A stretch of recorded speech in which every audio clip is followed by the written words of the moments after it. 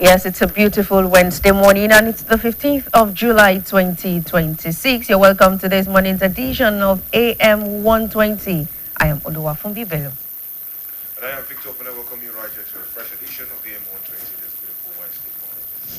All right, we take you through the dailies, after which we take the weather reports, and we head straight to our interview segment. And this morning, we'll be starting with the Nigerian Tribune. On the front page, we have stories on pages 3 and 4. It says, "Go after other bandits, terrorists nationwide. Senate tells federal government." The writer says, "Cautions Makinde to stop trivializing government's efforts. Oyo Assembly backs governor on call for UN probe. Orire Hospital discharges 25 out of 39 on admission." Moving on to more stories on page 24. ADC demands Nafiu Bala's prosecution over alleged forgery of INEC documents. Lawyers, politicians differ on appeal court ruling on implications of ADC primaries, and that story is on page 3. And still on the same page, police arrest fake PFIPC Director General Adeyemi in Osun. And more stories on page 4. Lassa fever death rise to 219 as cases hit 891 in 23 states. Customs discover 26.5 billion naira illicit drugs inside imported cars at Apapa Port, and that story is on page 26. Passengers, operators lament as waterways transportation fares soar, and that story is on page 27. On health, ultrasound may help prevent arthritis after joint injuries, and that's according to researchers. That story is on page 13. And still on page 13, reps drop on state police bill, considers Tinubu's proposal, refer bill to special ad hoc committee on constitution review. And lastly, on the front page of the Nigerian Tribune this morning, we have a story on page 11. Digital literacy drive gains momentum as Odua Investment Foundation graduates cohort 1 trainees. And that's all on the front page of the Nigerian Tribune, taking some inside stories. Reps quiz Accountant General over operating surplus of CBN NNPCL, and that story is on page 3.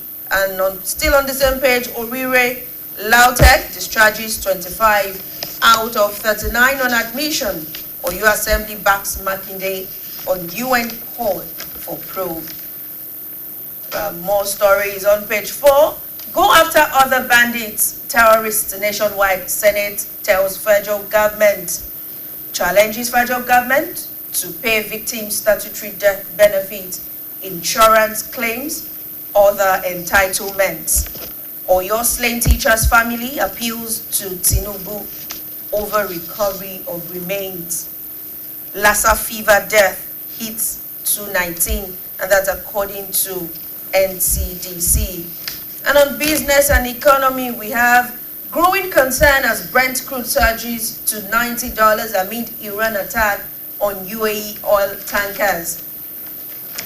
And more stories inside the pages of the Nigerian Tribune this morning. Moving on to the back page where we have some sports stories on page 30. World Cup. I can't wait to mark Messi. And that's coming from O'Reilly. Arsenal agreed Trossard move to Besiktas. WAFCON expansion will make it more competitive, and that's coming from Babajide. And on the back page we have World Cup. Maradona Jr. fires up Argentina ahead England clash. And that's all we have on the Nigerian Tribune this morning. Victor.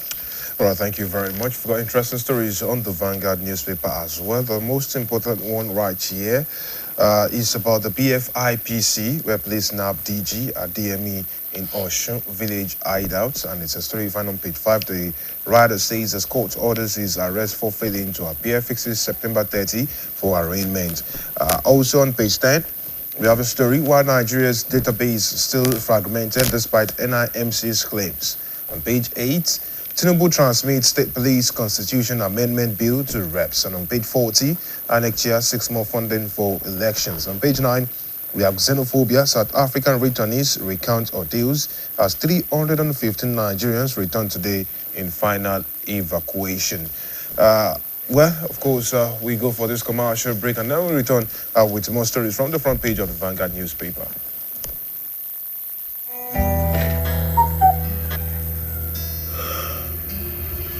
Super Malt Multivitamin Junior.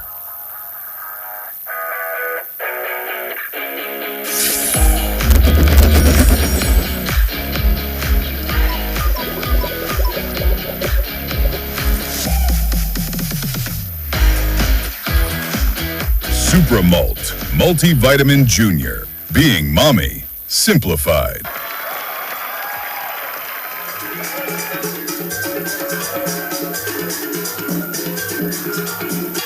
And the best student in basic digital literacy is Jadin Okoro. Very good. And the best student in kinesthetics is Jamil Lawal. The best student in robotics is Tiara Kolawole. That's my girl! Hey! Oh, that's my girl! This award goes to the most punctual student of the entire school. And the winner is Lisa Solomon. Company is telling me that she makes her daughter skip breakfast just to be here. You people could have just asked. I would have been happy to tell you my secret. Enjoy instant goodness with John Vent's 3-in-1 chocolate. The quickest start to your morning. When malaria knocks you down, you can be sure parasites are having a party in your system. Welcome to our new kingdom, guys! Comel, an effective weapon against malaria.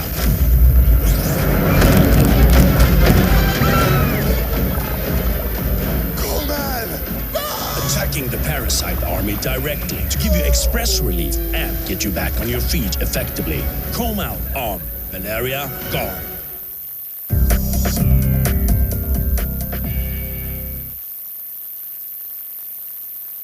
All right, thank you very much for still sticking around. We'll still have more stories from the front page of the Vanguard newspaper. And on page 9, we have the story ADC insists appeal court verdict has no effect on presidential ticket. And on page 30, there's a story why Tinubu didn't call Makinde over Oriri rescue. That's coming from the SGF. We also have on page 19, Oyedele pushes for results-driven reforms and stronger regional tax cooperation. All right, now let's flip to the inside pages. So we have interesting stories on page 4. Zamfara government targets industrial boom with solid minerals and SME support. And there's a quote from the governor of Zamfara State, Dr. Dada Lawal, says, "We are being called chief security officers of our respective states. However, the command and control structure is not under the governors." It's an interesting story that we'll find on page 4 of the Vanguard newspaper for today. We're flipping on to what we have on page 6. Interesting stories. One killed as suspected headsmen attack another Otokbo community and residents flee. Police arrest woman seen in viral video trying to stab 12-year-old niece in Abia. Panic in motion over shooting death of NURT chieftain. Headless body of woman sparks panic in Ondo GRA. Panic as beheaded man's body is discovered at Unijust site of a robbery. Recuse yourself. Prevent conflict of interest. Saraki's lawyers tell judge as court fixes July 21 for hearing. On page 7, police recover cars and bosses worth over R1 billion from fraud syndicates in Lagos. And on page 8, we have ADC ask INEC to prosecute Nafiu Gombe over alleged forged portal access. As we have this one from the Strait of Hormuz. Trump replaces 20% tariff with trade and investment deal, and engineering must remain driving force for Nigeria's development, says that. Now on page 9, we have reps querying OAGF over deductions from MDA's accounts and demand details of CBN and NPCL's unremitted operating surplus. On high tech on page 10, we have this one. Why Nigeria's national database is still fragmented despite NIMC's claims. Banks, telcos, immigration still do pseudo data registrations. Confirmation protocol with NIN not same as unified database. All right, there are more stories. Okay, there's this one on page 12. Gas flaring fund. Tinubu urged to prioritize oil communities. On page 14, why federal government is spending and not saving, and troops arrest suspected IPOB ESN explosive experts in Abia. Okay, now flipping on to what we have in here on page 19. Oyedele pushes for results-driven reform, stronger regional tax cooperation. And on business economy on page 20, $1 trillion economy, out and Tita's surveillance, Niger data stability come into play. All right, so there's a lot of advertorials actually today. But then, of course, an interesting story on page 30 for the Vanguard newspaper for today. You might want to read up on this one. Why Tinubu didn't call Makinde over Orire rescue, says the SGF. Says Oyo governor playing politics. Senate faults Makinde's UN probe call over school abduction. Wants rescue of others in captivity. Replicates same against terrorists and kidnappers, says Defense Minister. Parents gather at Lautech Hospital to reunite with rescued victims. Okay, more adverts and all that. But on page 40, we have INEC chair 6 more funding for elections, says Guba polls costlier than presidential and National Assembly polls. And on Naira Watch, on that same page, Naira appreciates to 1,412 per dollar in parallel markets. Now to page 42, troops arrest foreign ISIS operative in Borno. Yes, they have arrested that ISIS operative in Borno. Defamation suit, Saraki to appeal decision on jurisdiction. NBA election, is time for members to freely choose their president, says Boma Alabi. And 2027, APC can't inherit Buhari's 12 million votes, says Adebayo. And on presidential poll, court slates today to hear Olawepo Hashim suit against INEC. Okay, now to what we have on sports. On page 4 to 6, World Cup, human rights body drags Infantino to IOC, wants him investigated over ties with Trump. We also have England against Argentina. Tuchel aims to be first foreign coach in 48 years to reach final. La Liga delays Real Madrid-Barca season's opening matches. Governor Mba honored for strengthening Rangers brand. Ahead 2026 WAFCON, Super Falcons to battle Black Queens in friendly. We have something from the Senegalese Football Federation president saying why we sacked Coach Thiaw. And Escobar shoots to number 1 on 2026 WTA prize money list as Swiatek slips to number 10. And there is this one also, talking about the sports stories on the back page. Spain and France flawless run in the 2026 World Cup and zoom into final. Also, there is the run of the WAFCON groups where the Super Falcons of Nigeria are in Group C against Zambia, Egypt, and Malawi. We have a list of today's matches where England will take on Argentina at 8 p.m. and results from yesterday where France were beaten by Spain 2-0, as well as a Champions League qualification game still ongoing as we speak. But that's as much as we can take right here on the newspaper review segment. On now for the weather reports, and of course, after that is the interview segment.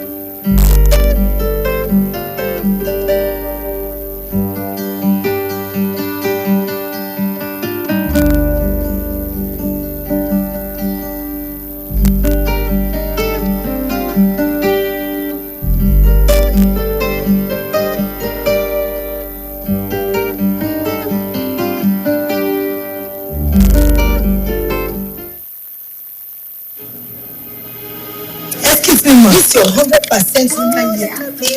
Babes, are you sure you want to spend this much on hair? Since your landlord just increased rent, I saved for this one separately on money points. No, you say you save on money points? Yes.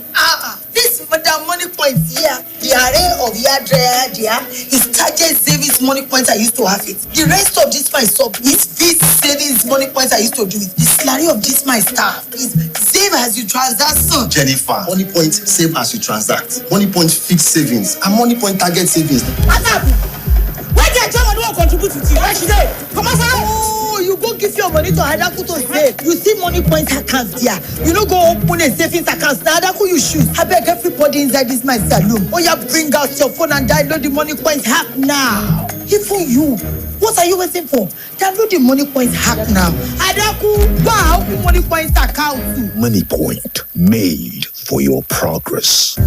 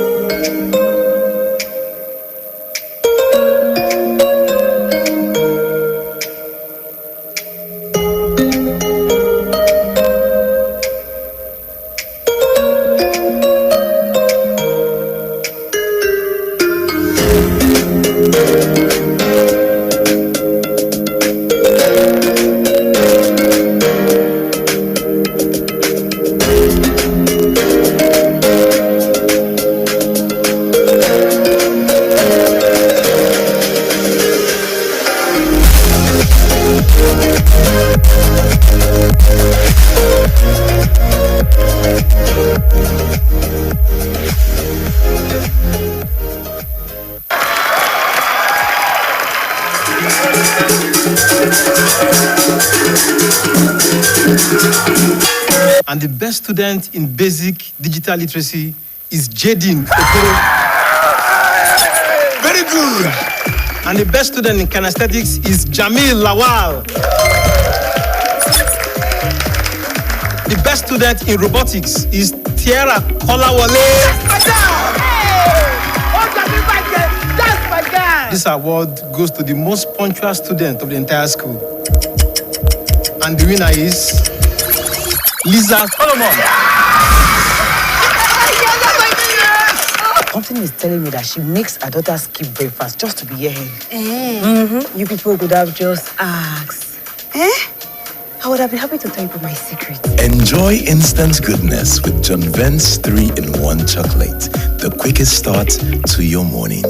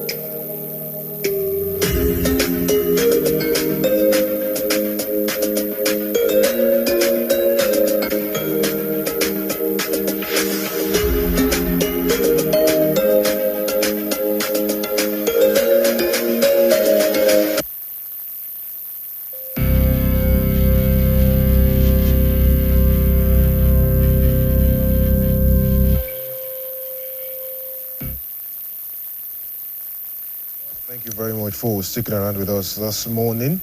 Well, of course, we are in the interview segment, and we have something interesting that concerns us as Nigerians especially, and we have to actually talk about this whole thing. Interesting and concerning. Yes, interesting and concerning.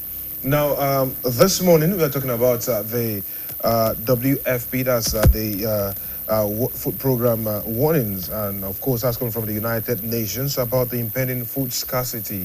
And our guest this morning on the conversation is Professor Femi Ogundele, who is an agricultural economist at NISA. Thank you very much. Good morning. All right. This morning we are looking at something that concerns us, and like Fumbi said, it's very concerning because for millions of Nigerians, the cost of food has actually become one of the biggest daily struggles. We are starting to calculate how much it will cost to actually take a meal in a day instead of 3 square meals. And of course, we have in recent times had 2 international organizations speak about this thing. First, we had the World Bank, and now we have the United Nations World Food Program actually warning, especially that northern Nigeria is facing its worst hunger crisis in nearly a decade. And of course, we are looking at the report that says inflation and widespread poverty continue to undermine food security despite signs of macroeconomic improvement. And now the huge questions for us to actually discuss this morning in the conversation, and we are looking to actually separate facts from agenda and all other things that we have seen. One of the things that we know is that the WFP has said more than 17 million people across 9 conflict-affected northern states are experiencing acute food insecurity. We are also seeing that up to 35 million Nigerians generally could face severe hunger. And we also know that the World Bank's latest Nigeria Development Update says that while we have economic reforms that have improved macroeconomic stability, food inflation and poverty remain high. And it is urging for stronger social protection and policies to reduce inflation. Now, this morning we have looked at those warnings, and we are going to ask the question, what do we do? Is Nigeria facing a temporary food challenge or the early signs of a deeper food crisis? Okay, and thank you very much. First of all, I think let's start from the main concern, the warning as raised by the World Food Program. The statistic was alarming, particularly the sudden jump in the statistics in the last 1 year raised a lot of concern. Just as you said, was it going to be a temporary thing, or is it something we expect that in the next few years we are still going to continue to grapple with it? I think that is the main issue now. Yes. But first of all, behind the statistics, what should even be more worrisome behind the statistics is that let's look at the factual analysis now, because the statistics is just the fact. Everybody can relate to that. 70 million facing acute insecurity, 35 million people maybe facing hunger. But this is behind the statistics is the fact that who are these people? We need to understand that, first of all, they are Nigerians. But Nigerians of which category? Most importantly, when we talk about the northern state, particularly in the state that being ravaged by insecurity in the north today, is very worrisome. And it's something that should be of concern to an average Nigerian, not only to government, but an average Nigerian, because we are all Nigerians and we should all feel concerned. We are talking about these people. We are talking of the old and aged people who can no longer do something for a living. We are talking about nursing mother, pregnant woman that their husband has been killed by the security situation. We are talking about young children that have lost their parents as a result of the insurgency in the north.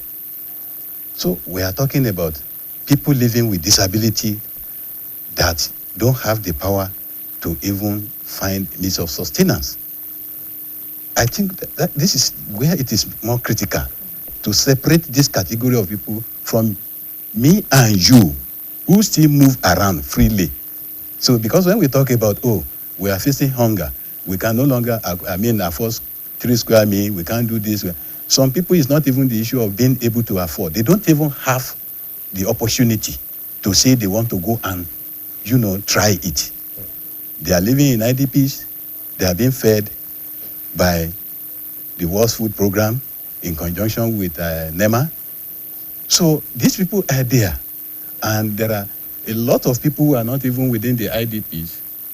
Go ahead. There are a lot of people who are not even within the IDPs, but are facing similar situation across the country. So this is where the consign is even more pertinent than the figure. That, okay, who are these people? Because if we don't do this kind of profiling, we know, okay, when we are talking about solution, how do we go about solving the problem? All right, Prof. We have a commercial break, and when we return, we'll continue from where you're stopping now, especially talking about who are these people facing severe hunger. We'll be right back. Please stay with us.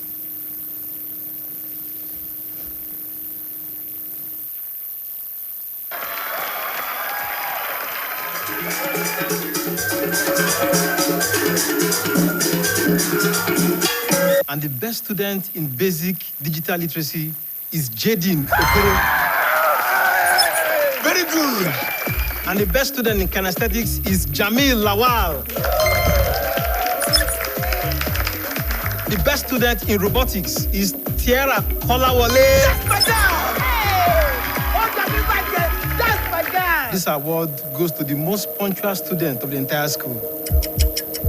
And the winner is Lisa Solomon. Something is telling me that she makes her daughter skip breakfast just to be here. You people could have just asked. I would have been happy to tell you my secret. Enjoy instant goodness with John Vent's 3-in-1 chocolate. The quickest start to your morning.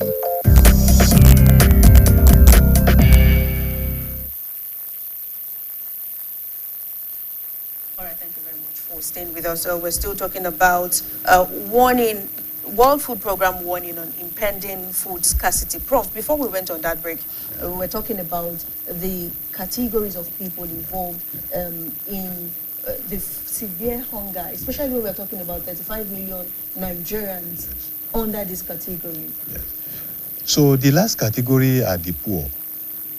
We are now talking about the category of people who cannot even afford we use monometric measure of poverty before, say maybe earn less than $1 in a day. These people don't even earn anything again. You cannot even compare what they earn to use any standard.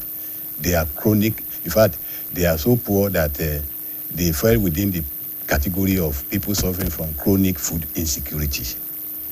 And then these are the majority, and they are all over the country.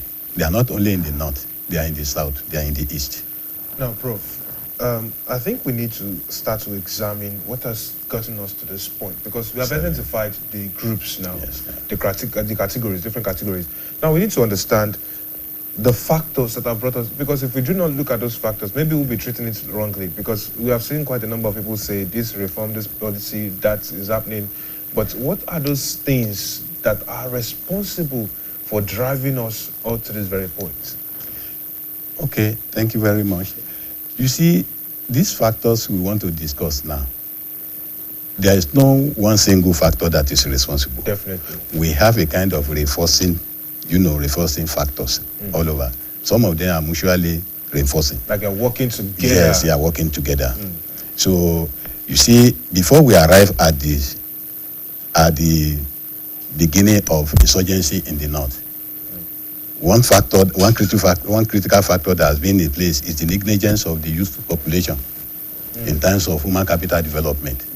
Are you talking about the Amajiri system amongst others? Yes, when I talk of human capital development, I'm talking about, preparing the youth for the future in terms of developing them, for them to acquire skill so that they can become self-independent, they can generate employment on their own, they can become productive.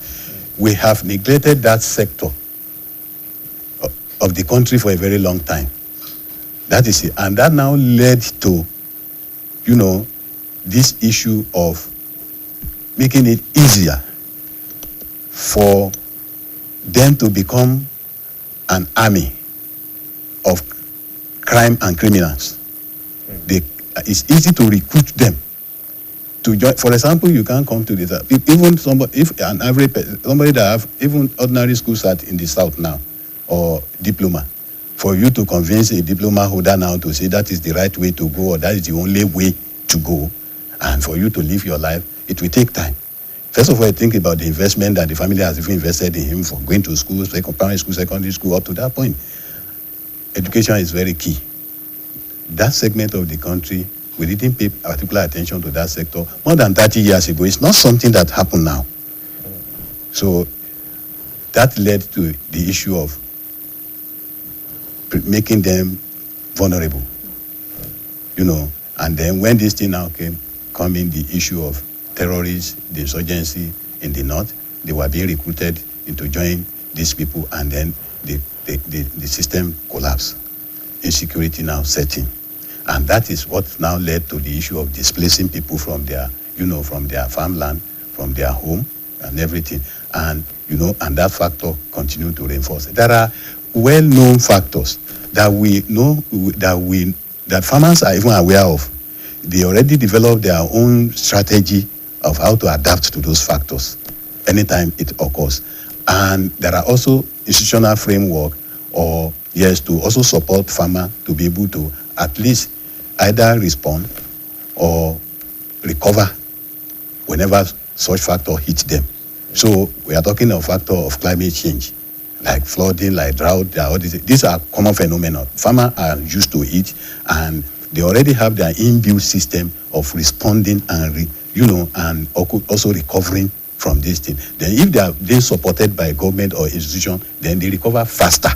And that is what we are saying. Which is one point I want us to talk about. Because before we start talking about the insecurity, we asked a lot of questions about what can be done to ensure that a large percentage of these farmers are not just producing on a small scale. Recently, one of our guests on this program spoke about food preservation, and that we are lacking in adequate measures to ensure food preservation in this country. Once the season for a certain type of food is done, it's done. We hardly get it anymore. The likes of yam, likes of maize and others. But then there are ways that we can actually preserve, that we can get these foods all year long. But we are lacking at that. We're also lacking at a lot of things that will ensure that flooding does not massively affect even the small-scale farmers. And then how do we also get, these people to actually produce on a large scale? I think it's something we need to look at. Yes, the problem is not producing at large scale. It's producing at commercial scale. Commercial doesn't mean that it has to be large. Okay. There's a difference between subsistence farming and commercial farming. Right. I may be farming 2 hectares of land. That is small scale, all right? And that 2 hectares may be for subsistence purpose. Another person can farm 2 hectares of land, still small scale, but can be farming it for commercial purpose. The commercial one is the one that reached the market. So the one I'm farming on subsistence scale is just for me and my family, or for certain purposes. You understand what I mean? That is one thing that people need to know when it comes to farming, that it's not how large the farm that really matter. When we are talking about large scale, we are driven towards, export-oriented agriculture. If somebody is arguing and say, we need to be producing on a scale that can allow us to export after being food secure, that we need to get to that level where we are 100% self-sufficient, and then we now want to move to the stage of exporting food, then I will say large-scale farming is the answer. But for the purpose of food security, it is not even how massive or how large the farm that matters, but that farmers should have a commercial orientation. That is the purpose. I'm producing for the purpose of market, not only for my family. That is number one. And farmers that will do that, not necessarily being large, but you have to possess every modern production technology that will allow you to achieve that, even with that your small farm area. You understand? That is what we call intensive agriculture, that you are able to maximize even the small land area you have, to have maximum output from that. And then for you to be able to do that, you need technology, you need credit, you need facility, you need support, you need market, all those things that you talk about. In terms of when you look at what major contribution to food insecurity in Nigeria is waste. Waste? Yes, food waste. Post-harvest loss. And in Nigeria, almost 30% of what we produce don't even reach the market. And for perishable products like vegetables, tomato, and the rest of it, can be as high. And when I mean 30%, is for grains like maize, like rice. But for fruits and vegetables, it can even be as high as 40 to 50% that will not even get to the market, that ended up being waste before it didn't get to the market.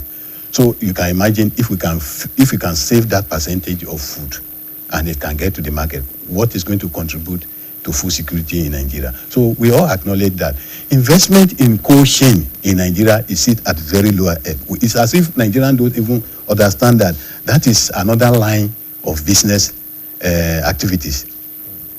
Cold chain storage and all those things and it's very important for fruit, for vegetables, for perishable product. Cold chain storage investment it's still very low, less than 30% in Nigeria when you compare it to maybe other countries like even Kenya. I mean, but would we not say maybe electricity, power issue is also another reason why a lot of people are not looking in that direction? Well, maybe either too. But now, people are breaking away from even this idea of national grid. Yes. People today, if you have your money, you can actually set up your yes. But how many people can? Let's take for instance a standard household. How many people can actually afford a solar system that can power everything in their house? No, in Nigeria today. It is. We are talking about investors, yes, not at the household level.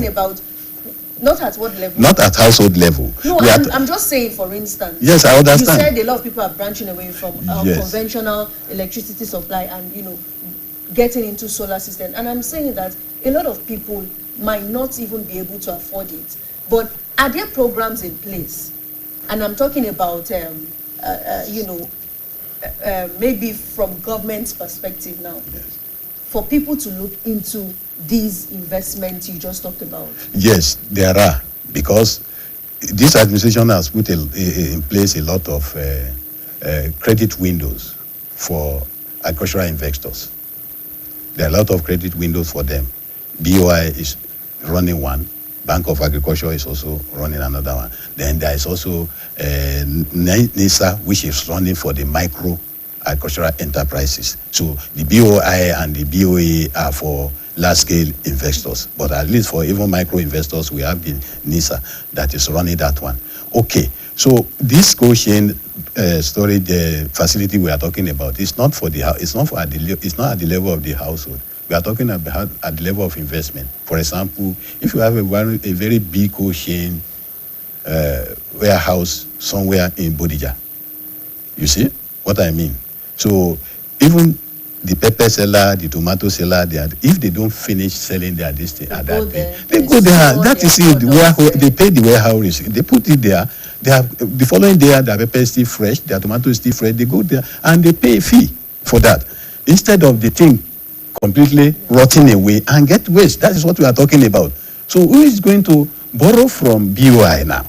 Because this is a development project. It's not. This is going to borrow from BOI, acquire land around Bodija, build a very big, cold chain warehouse there, and then ask the marketers and say, okay, don't throw away. So once you finish your this thing at the end of the day, bring your pepper, bring your tomato, then we can store it overnight for you. Prof, now someone once said that the country that is productive is a country that thrives. Exactly. And you mentioned productivity as one of the issues when you are talking about the youth development and other things. But then it looks like our orientation towards productivity in this country is quite somehow. And when I say that, I mean a lot of people think that we are actually producing and being productive, but a lot of economists and analysts have said we are not. As a matter of fact, that we might be looking at the GDP and other things, but we are not actually being productive. So where are we lacking? What's the orientation, especially from the youth? Because we have a lot of young persons now who are about working. We still have a high rate of unemployment despite that. We still have a lot of people who are complaining about some of the things that are happening economically in this country. So what are we doing when it comes to productivity? Thank you very much. There is a difference between being productive and productivity. Productivity is a product of being engaged in a process, and you're engaged in any process. There's no way one can measure your productivity. That is the issue we are talking about. Nigerian youth will leave Nigeria. If they get a Germany and they get job in the company, and are they not productive? They get job there. And when you measure their productivity in terms of what they are able to pull out of that company per hour or per day or whatever, that's what you use to measure productivity. You discover that they are productive. We are productive, but we don't have a system that can engage the youth in a way that their potential can be realized. Most of their potentials are being wasted away in several other. Even is it easy to be a criminal? It's even more for more criminal, intelligent and everything. Think about it. So, for you to go and work in a company, it's easier to work in a company, make money, than to become a criminal and make money. Criminal is even harder. But if that is the only way, then they pass through that way. Or if that is one way they think is easier for them to make money, they pass through. But if they can get money through other means of working legitimately and earn money, they will. All right, give us a minute now, because we have to go pay this commercial bills so we can also be productive and also get some productivity while I see it.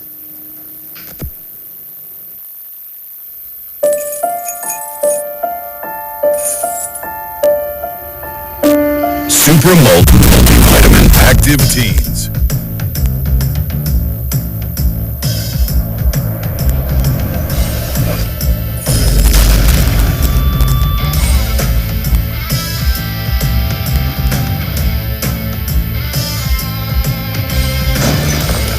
Super Multivitamin Active Teens. Shine on. When malaria knocks you down, you can be sure parasites are having a party in your system. Welcome to our new kingdom, guys! Comel, an effective weapon against malaria.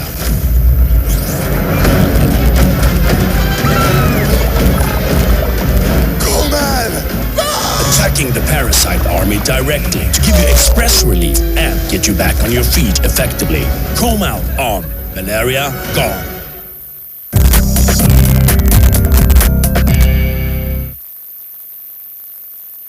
All right, thank you very much for sticking around with us. We're still talking about the World Food Program warning about the impending food scarcity with Professor Femi Ogundele, an Greek economist at NISA. And yes, we are talking about productive against productivity. We're talking about the process and the system. Let's go on and talk about the system. Yes, the system. What I mean by the system is this. You see, because most times when we talk about productivity and output, and we talked about GDP. GDP, yes, at the macro level, we can look at it, but the question is how many people contributed to that GDP you are talking about? How many people? And that is why, so we talk of, okay, we are having economy that in terms of macroeconomic indicator is improving, is performing, but you see poverty is still ravaging, people are still poor. Because that GDP you are relating to, less than 10% of Nigeria is contributing to that GDP. Less than 10%. Which means that the rest of us, or the remaining 90%, are either jobless, they are not doing anything, they are not making any contribution whatsoever to that GDP. And that's why unemployment is still very high. So it's only a system where the contribution to that GDP appears to be, we cannot say equal, but at least fair in terms of people contributing. You get your own job you are doing. We may not contribute equally, but at the same time, you are making your own fair contribution, I'm making my own fair contribution at the end of the day. And then the proceed of that contribution, what comes out in terms of the return we are talking about. Nigeria today, this is an economy where we have an army of youth, a high rate of unemployment. Anything, any development or any development agenda or development process that we remove unemployment must be the yes. And that's where the unemployment is coming in. Yes. But there's also the lean season that the WPF also FP also mentioned. How much impact does the lean season also have? Because I know you talked about from June to August, there will be about 17 million people in the north will experience severe hunger. Yes. Now, what impact? Or how much impact, how much of this is a factor to the food scarcity we are talking about? Talking of the lean season. Yes. And what difference does this particular lean season, what difference does it make from January to June, and then between June and August? What's the difference it makes? Okay, the lean season is the season where farmers, they have already planted. they have exhausted their home intervening. So that as those international donors are cutting down their budget, they too are also scaling down their intervention across several countries. And they have already warned that it is possible that by July, they will withdraw completely from Nigerian intervention if there is lack of funds, that they are likely to withdraw. And that's why, and they are telling us that withdrawal will coincide with the lean season. The season when even farmers who are working will not even have food at home, let alone talk about even people even if you want to buy from them, they don't even have in the stock again. And they are already waiting for the fresh one to mature. That during that lean season is going to be very chronic for people who don't have anything, who don't produce anything. We are talking about farmers who, if you don't produce anything at all, you rely mainly on the market for that period. And that is the warning that the World Food Program is raising. And they are just telling us that our government should step up. I think it's just a kind of trying to raise alarm to make our government come to life to their responsibility. But is this the responsibility of just the government alone? Can everybody be a producer? Well, everybody doesn't have to be a producer. There's no country in the world where everybody is a producer. I mean, in Nigeria here, we've all been encouraged to, go into farming, do one or two things, produce this, make sure you're cultivating this, make sure you're harvesting this, and all at this particular time. But as I'm asking, can everybody in Nigeria into farming, into agriculture? Even with that, everybody cannot go into. Even with that, we are just encouraging home gardening, all those things that it can also supplement some of those things that you buy from the market. That's what they are saying. But not everybody can be a farmer. Apart from the insecurity challenge we're talking about, apart from the unemployment issue we're talking about, does this rest solely on the shoulders of the federal government? Not necessarily. Even the issue of agriculture does not even rest on federal government. That's also the mistake that people are making. Either federal at the level of the federal government is just at the policy making, support services and all those things. That's what federal government. The theater of operation as far as agriculture is concerned is state and local. That is where it happens. And it is the government at that level that's supposed to actually support agriculture for us to be food sufficient, for us to. We have seen in the past now where states have collaborated, on the basis of production and this thing. What happened between Lagos and Kebbi State in the case of Lake Rice in the past, where Lagos State supported fancy, okay, we can, instead of selling a bag of rice for 60,000, we come and buy it for 40,000 naira. That is the kind of things we are talking about. So it's not solely the responsibility of the federal government. At the state and the local government level, all these things should happen. Let's look at Victor, sorry, please. Responsibility of the state government. Yes. So I know you've mentioned, about storing, maybe buffer stock, yes. Buffer stock and all. But looking at state governments coming into play now, and of course, private institutions, how can they partner? How can the partnership come to? Because when we look at the number of each state, the number of people experiencing this severe hunger we're talking about, it's alarming. And of course, you mentioned the major people are the poor. There are a lot of people who cannot even afford. There are some people who cannot even afford a meal in a day. Yes. Now, how do we make sure, or does each state government ensure that, the number is reduced to the barest minimum? Yeah. You see, if you want to curtail food insecurity, the best approach is that you must increase your production. Home local production. I'm talking about local production. You cannot address food insecurity by importing. That means you are depending on another economy to feed you. Anything can happen in that economy, apart from the fact that you are also importing inflation into your country. Because you are spending your currency to buy those things into your country. But the best approach is to support the farmers to produce enough, at least to produce enough to feed your population. That is it. Every state should be able to do that. Okay, what is the population of your state? Do I have the farmer, the land, the input, everything that can allow this farmer to produce what will be enough to feed 5 million people living in Oyo State? That is the kind of thing we are talking about. So if we have it, then that's the time we cannot be talking about, okay, fine, if we can achieve self-sufficiency, we are already nipped in the bud, the issue of food insecurity. What now remains is that you can have transitory one, which is the kind of the one that we offer, and say, okay, what do we do? Is okay, when they produce in excess, let us build buffer stock. Let's build warehouses the moment the person leave the stage, then you will not be able to manage the situation again. That is the issue. The question we should ask is that, are we saying, is it that we don't have enough money in this country to do what the World Food Program is doing? Or we don't trust ourselves that if we entrust this thing in a group of people or individual to go and do it, they will not do it exactly the way the World Food Program is doing it. I think these are the critical problems that we're supposed to talk about. Let's talk about the orientation then, because you've talked about the shared responsibility of the government at federal level, at state level. But then, how about that of Nigerians? Earlier on, you mentioned the the people who can actually do something in their garden at home. I think it's a part of the responsibility. But I also think that we are not looking at how we are not holding us together on a united front to actually address the issues that have affected our food security over the years. And I'm talking about us not talking about planting the right things, ensuring that we